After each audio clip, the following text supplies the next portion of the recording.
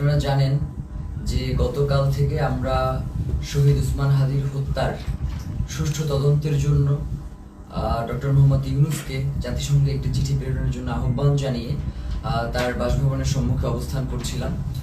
আমরা খুব গুটি কয়েক মানুষ সেখানে ছিলাম এবং আমরা পুরো গতকাল 4টা থেকে আজকের এই সময় পর্যন্ত শহীদ ওসমান হাদির স্ত্রী, তার সন্তান এবং আমরা পুরোটা সময় ধরে কিভাবে শান্তিপূর্ণভাবে আমাদের এই দাবিটা আদায় করা যায় সেটা নিয়ে আমরা আমাদের মতো করে এগোচ্ছিলাম এবং আমাদের সাথে সরকারের বিভিন্ন সময়ে তারা কোনোভাবেই আমাদের কাছে ওইভাবে করে যোগাযোগ করতে তারা স্বাচ্ছন্দ্য বোধ করে নাই। আমাদের কাছে মনে হয়েছে নয়তো 8 ঘন্টা শহীদ ওসমান হাদির স্ত্রী যমুনার সামনে ছিলেন, যমুনা থেকে একজন পিয়ন বের হয়ে তাকে সম্মান জানানোর এতটুকু প্রয়োজন বোধ করেন নাই।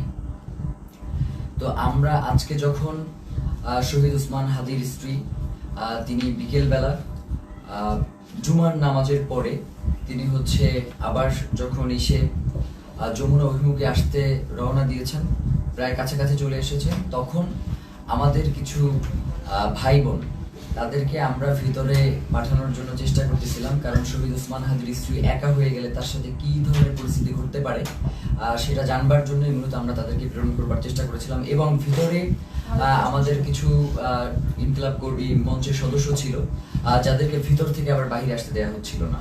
তো এই সার্বিক পরিস্থিতি তদারকির জন্য আমরা জুমা এবং শান্তা সহ যুবাকে প্রেরণ করেছিলাম যাতে ওরা গিয়ে দেখে আসে এবং ওদেরকে সঙ্গে করে নিয়ে আসে। তো প্রথম অবস্থায় সেটা হচ্ছে পুলিশ কোনোভাবেই তাদেরকে ভিতরে যেতে দিবে না। তো ওরা অনেকভাবে বোঝানোর চেষ্টা করেছে কিন্তু কোনোভাবেই ওরা মানতে ছিল না। পরবর্তীতে আমরা বলেছিলাম যে এবং এটা তো একদম খুবই সহজ ব্যাপার, 1 মিনিটের ব্যাপার, আমাদেরকে সরিয়ে দেওয়া এই ওখান থেকেই করা। তো ওরা কি করেছে, জুমা এবং শান্তার গায়ে হাত তুলেছে এবং দেখবেন যে শান্তাকে গলা চেপে ধরেছে এবং জুমার পুরো গালে তারা তাদের খামচি দিয়েছে আর কি, মানে এইটা কি, এবং বুট দিয়ে ওদেরকে রাস্তায় পাঠিয়েছে।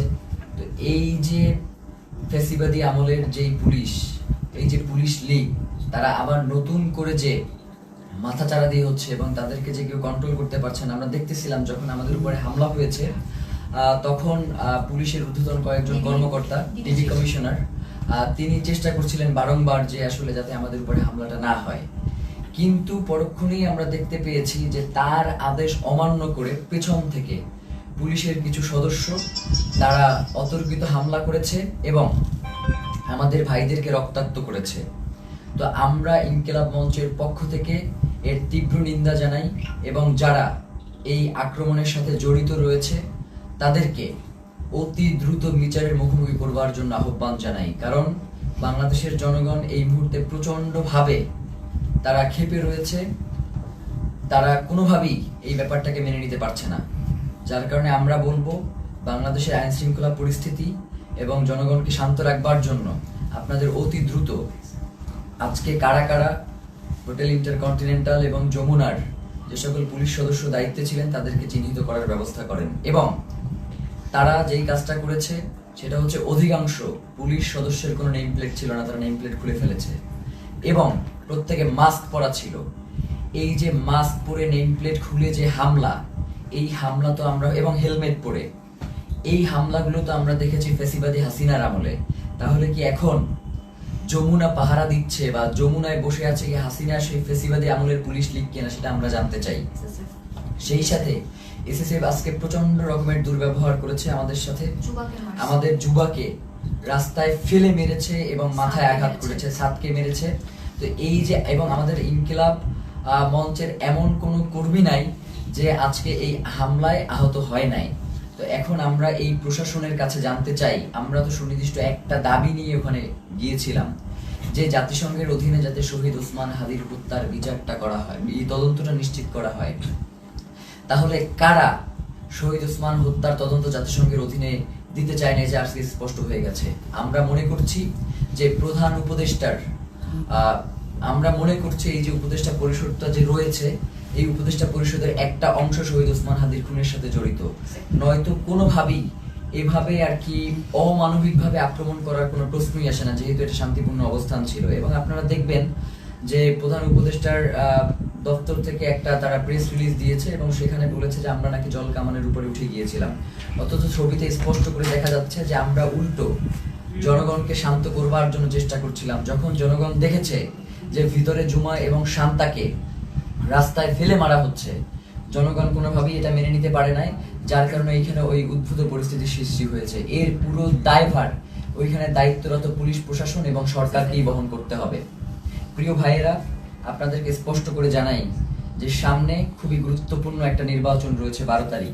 এখানে বাংলাদেশের স্বাধীনতা, সার্বভৌমত্ব সহ বাংলাদেশের নিরাপত্তা জনিত বেশ কিছু বিষয় জড়িত রয়েছে, যার কারণে অবশ্যই 12 তারিখে নির্বাচন হতে হবে। এবং যারা 12 তারিখে নির্বাচন বানচাল করে দেওয়ার জন্য আমাদের উপরে আক্রমণ করেছে, তাদের এই নীল নকশাকে বৃদ্ধাঙ্গুলি দেখিয়ে আমাদের জনগণের অধিকার আমাদের বাস্তবায়ন করতে হবে। প্রিয় ভাইয়েরা, জনগণ, বাংলাদেশের জনগণ প্রচন্ড শান্তিপ্রিয় এবং তারা সব সময় সরকারকে সহযোগিতা করে আসছে, কিন্তু সরকার সেই জনগণের উপরে আজকে মুহুর্মুহু sound grenade, tear shell, rubber bullet এগুলো নিক্ষেপ করেছে। এবং এখনো তারা বিভিন্ন জায়গায়, যেমন শাহবাগে এখনো সম্ভবত আক্রমণ চলছে। একটু আগেও আমরা এই লাইভ শুরু করবার আগে দেখতেছিলাম যে শাহবাগে আক্রমণের মতো ঘটনা ঘটতেছে। তো এবং 100-র অধিক শাহবাগেও আহত হয়েছে। তো এই যে পুলিশের ন্যাক্কারজনক হামলা এবং তাদের যে লাগাম টেনে ধরা হচ্ছে না, তারা বলছে, মানে আপনি একটা জিনিস খেয়াল করেন, তারা বলছে যে আয় হাদির লাশ নিয়ে যা। মানে এইটা পুলিশের, মানে সে যদি আওয়ামী লীগ না হয়, সে যদি মানে সত্যিকার অর্থেই কোনো পুলিশ সদস্য হয়ে থাকে, তাহলে তার এই ধরনের কথা বলবার কোনো প্রশ্নই আসে না। তো আমরা স্পষ্টভাবে বুঝতে পারছি যে বর্তমান পুলিশ প্রশাসনের এই যে আওয়ামী লীগ গোষ্ঠী যারা এখন পর্যন্ত রয়ে গেছে, তাদেরকে ছাঁটাই করবার না করবার কারণে এই ধরনের উদ্ভূত পরিস্থিতি তৈরি হয়েছে। এর দায়ভার এই অন্তর্বর্তীকালীন সরকারকেই নিতে হবে। এবং আমরা আশঙ্কা করছি যে যমুনার ভিতরে হয়তো অন্তর্বর্তীকালীন সরকার সেফ না, কারণ যারা আমাদের উপরে যেইভাবে আক্রমণ করেছে, তারা যে কোনো মুহূর্তে যমুনায় ডক্টর মোহাম্মদ ইউনূসের উপরেও আক্রমণ করতে পারে। এই ধরনের একটা আমরা আশঙ্কা বোধ করছি, কারণ এদের আক্রমণের সাথে হাসিনার পুলিশ লীগের আক্রমণ পুরোপুরি মিলে যাচ্ছে। এবং সেই সাথে আমরা এটাও আপনাদেরকে বলতে চাই যে আমরা দেখতেছেন তো আমাদের কি অবস্থা, তারপরেও আমাদেরকে শান্তিপূর্ণভাবে সকল অবস্থার মোকাবেলা করতে হবে। আমরা চাই যাতে বাংলাদেশে কোনো উদ্ভূত পরিস্থিতির সৃষ্টি না হোক, যার মাধ্যমে মূলত আজকের আক্রমণটা হয়েছেই হচ্ছে নির্বাচনকে বানচাল করে দেওয়ার জন্য। সুতরাং এই নির্বাচন অবশ্যই হতে হবে এবং সেটা 12 তারিখেই হতে হবে। এবং যারা নির্বাচন বানচাল করতে চায় তাদেরকে আমাদের রুখে দিতে হবে। আমরা কোনোভাবেই এই নির্বাচনকে বানচাল করতে দিব না, কারণ বাংলাদেশের জন্য এই নির্বাচন অত্যন্ত গুরুত্বপূর্ণ। প্রিয় ভাইয়েরা, সেই সাথে আমরা আপনাদেরকে স্পষ্ট করে যে জিনিসটা জানাতে চাই, সেটা হচ্ছে শহীদ ওসমান হাদির হত্যার যে তদন্ত, সেটা জাতিসংঘের অধীনেই হইতে হবে। আমাদের এখানে আমরা তাদের সাথে কথা বলেছি, তারা আমাদেরকে আশ্বস্ত করেছিল যে জাতিসংঘের অধীনে এটার তদন্ত হবে, কিন্তু তারা কোনো ধরনের সময়সীমা বেঁধে দেয় নাই। তারা ইতিপূর্বেও আমাদেরকে আশ্বস্ত করেছিল তারা ক্ষমতায় থাকা অবস্থাতেই শহীদ ওসমান হাদির হত্যার বিচার করবে, কিন্তু তারা সেই বিচার করতে পারে নাই। যার কারণে আমরা তাদের শুধুমাত্র কথায় আশ্বস্ত না হয়ে আমরা তাদের কাছে একটা দাবি করেছিলাম যে আপনি কবে নাগাদ এই কাজটুকু বাস্তবায়ন করবেন, এই চিঠিটা ইস্যু করবেন, সেটা আমাদেরকে জানান।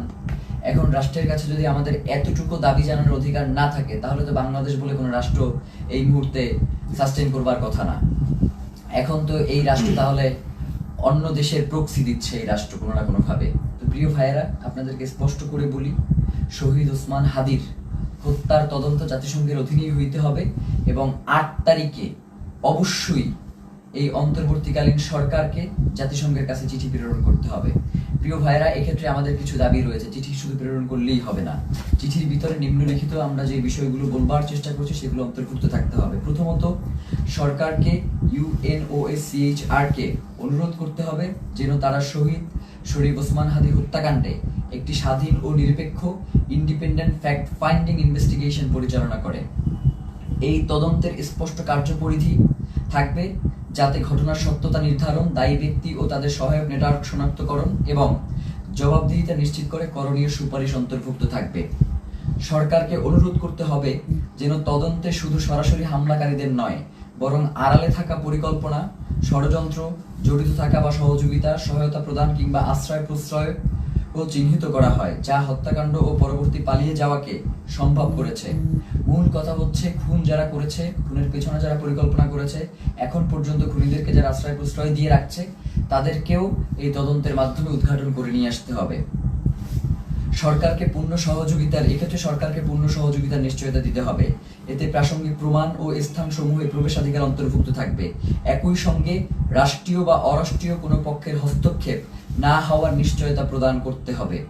কিছু অভিযুক্ত সন্দেহভাজন বিদেশে পালিয়ে থাকতে পারে এমন প্রতিবেদনের প্রেক্ষিতে সরকারকে OSCHR এর সহায়তা চাইতে হবে, যাতে স্ট্রাকচার্ড ক্রস বর্ডার কোঅপারেশন নিশ্চিত হয়। এর মধ্যে লিগ্যাল অ্যাসিস্ট্যান্স ও ইনফরমেশন শেয়ারিং অন্তর্ভুক্ত থাকবে, যাতে দায়ীরা জবাবদিহিতা এড়িয়ে যেতে না পারে। মূল কথা হচ্ছে শহীদ ওসমান হাদির হত্যার তদন্ত জাতিসংঘের অধীনেই হইতে হবে এবং এই তদন্ত কাজ যাতে কোনো ধরনের বাধাগ্রস্ত না হয়, সকল ধরনের সহযোগিতা এই রাষ্ট্রের পক্ষ থেকে নিশ্চিত করতে হবে। এর বাইরে আমাদের কাছে কোনো সেকেন্ড অপশন নাই। আজকে আমাদেরকে গুলি করেছেন, কালকে প্রয়োজনে আমাদেরকে মেরে ফেলেন, কিন্তু শহীদ ওসমান হাদির হত্যার বিচার এই বাংলার জমিনে হইতেই হবে। এর বাইরে কোনো সরকারের সেকেন্ড কোনো অপশন নেওয়ার কোনো সুযোগ নাই।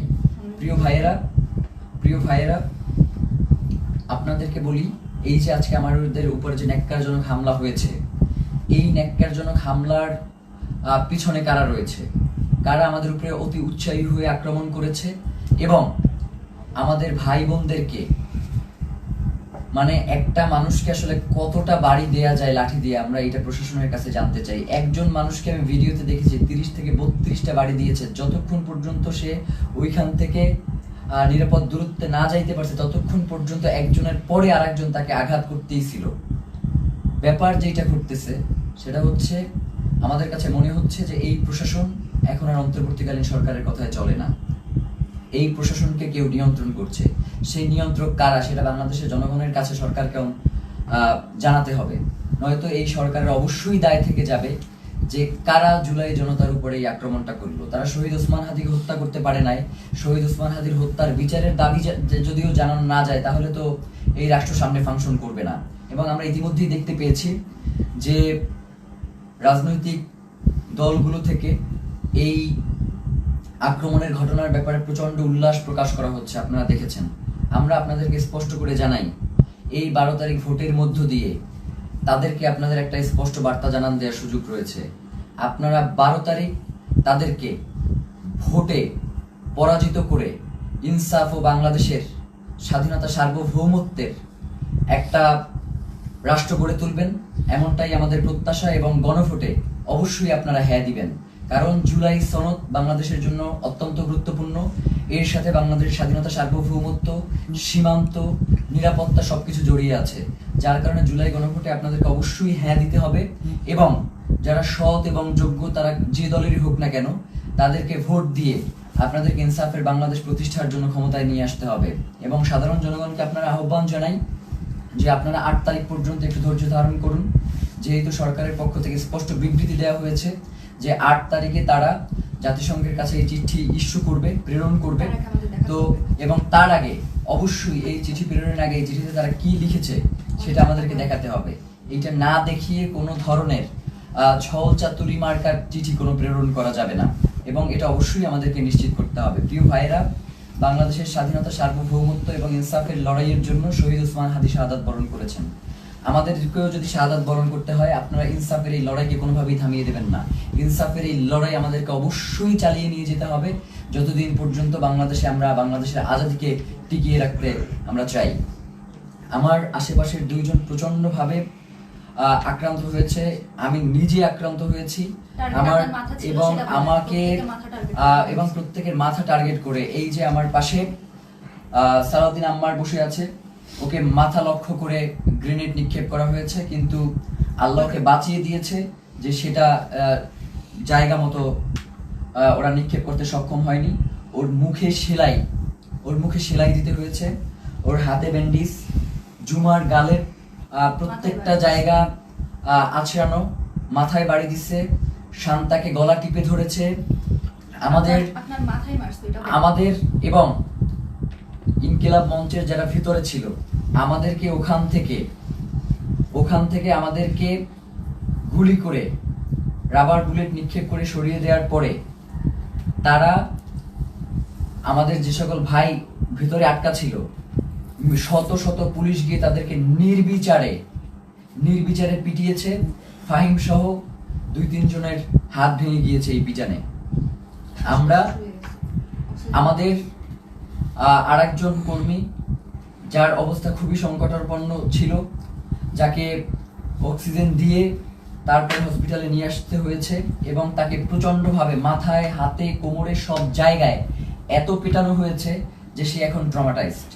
আমরা জানাতে চাই, এই সরকারকে বলতে চাই, আপনি অতি দ্রুত কারা এই আক্রমণ করেছে তাদেরকে চিহ্নিত করে বিচারের মুখোমুখি করেন, নয়তো যে কোনো পরিস্থিতির জন্য আপনাকে অবশ্যই দায়ী থাকতে হবে। কারণ বাংলাদেশের জনগণ ততক্ষণ পর্যন্তই শান্তিপূর্ণ যতক্ষণ পর্যন্ত জুলাইয়ের প্রেক্ষাপট তৈরি না হয়। আপনারা কিন্তু খুব তাড়াতাড়ি একটা জুলাইয়ের প্রেক্ষাপট তৈরি করে ফেলতেছেন। এখন যদি আপনারা এটাকে কন্ট্রোল করতে না পারেন তাহলে বাংলাদেশের স্বাধীনতা সার্বভৌমত্ব কিন্তু টিকবে না। এবং আপনাকেও প্রধান উপদেষ্টা আপনি আছেন, আপনি আমেরিকাতে চলে যাবেন সেটা হবে না, আমাদের কাছে জবাবদিহি করে এরপরে আপনাকে আমেরিকা যেতে হবে যে কেন জুলাই জনতার উপরে, শহীদ ওসমান হাদির ভাই বোনদের উপরে এভাবে ন্যাক্কারজনক হামলার মতো ঘটনা ঘটানো হলো।